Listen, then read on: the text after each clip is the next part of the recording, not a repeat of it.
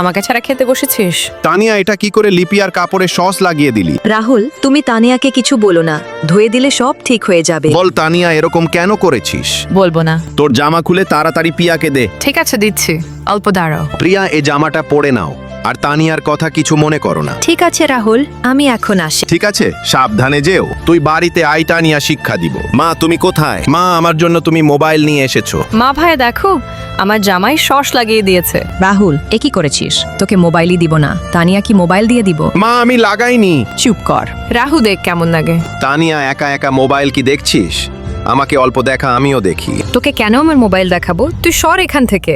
পিয়া, তুমি কোথা থেকে আসলে? আর এই জামাটা কার? আসলে কি মা, এই জামাটা রাহুলের ছোট বোনের তানিয়ার। আমি তোমাকে কতবার বলেছি অন্য জোরের জামা পরবে না। সরি মা। চুপ করো, এই জামাটা এখনই ফিরিয়ে দিয়ে আসো। ঠিক আছে মা, এখনই যাচ্ছি। প্রিয়া, এত রাতে তুমি এখানে?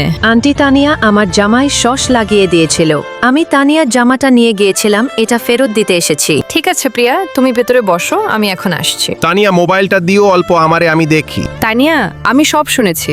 তুমি এত বদমাশ হয়ে গেছো, আগে জানতাম না। দাও মোবাইলটা। আমার মা অনেক ভালো। বন্ধুরা, এই ভালো মায়ের জন্য এই ভিডিওটা একটা লাইক করে দিবেন। কার মা বেঁচে আছে কমেন্টে জানিয়ে যাবেন।